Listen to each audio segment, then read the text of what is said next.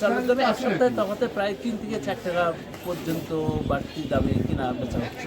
ক্রমাগতভাবে দাম বাড়তেই আর কি, এটা যেটা হচ্ছে যে দাম বাড়তেই আছে যেদিন দুদিন পরে আসলেই কিছু বাড়তি, তো এই বাড়তি খেলা সামলাতে যে বিপদগ্রস্ত আর কি।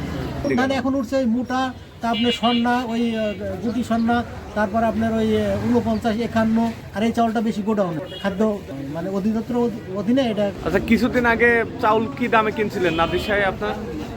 যেমন আমার আজকে যেমন এখানে 1800 টাকা চাল, যে চালটার দাম চাইলো আমি এটা মনে হয় দিন 5 আগে ওটা নিলাম 1770 টাকা।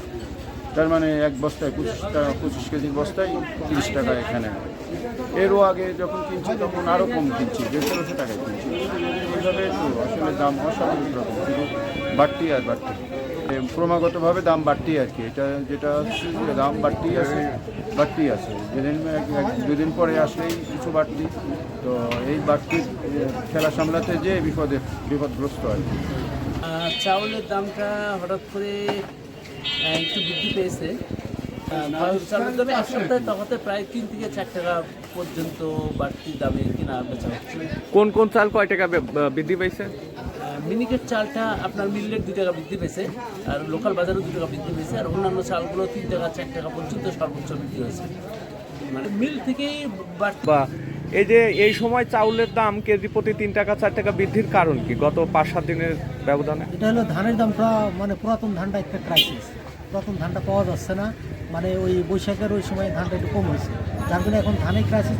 ধানই হয়ে গেছে 1800 টাকা মন, ধানের এক মন ধানের দাম 1800 টাকা, আর মিনিকেট এটা 1800 বেশি হয়ে গেছে, আর বাসমতি 2100 টাকা মন, বাসমতি ধানটা চলছে 2100 টাকা মন। এই জন্য ধানের করে দেখা যাচ্ছে যে সেই হিসেবে চালের দামটা আরও বেশি হয়, তারপরেও মিল মালিক অত বাড়ায় নাই। আচ্ছা, এখন তো ধান উঠছে, নতুন ধান উঠছে, তো এই ক্ষেত্রে চাউলের দাম এখন বৃদ্ধি ধান এখন উঠছে ওই মোটা, তা আপনার সন্না, ওই গুটি সন্না, তারপর আপনার ওই 49, 51, তারপর ধানি গোল্ড, এগুলো আর কি মোটা কোয়ালিটির চাউল, এগুলো তো আরও চিকুন না। ওই বৈশাখে যেমন হয় মিনিকেট, কাজল লতা, বাসমতি, এই সময় তার এই ধানটার আবাদ হয় না। এখন হলো ওই মোটা কোয়ালিটির চাউলটা আবাদ হয়, আর এই চাউলটা বেশি গোডাউনে যায়, খাদ্য মানে অধিদপ্তর অধীনে এটা ইয়াতে যায়, মানে গোডাউনে যায়।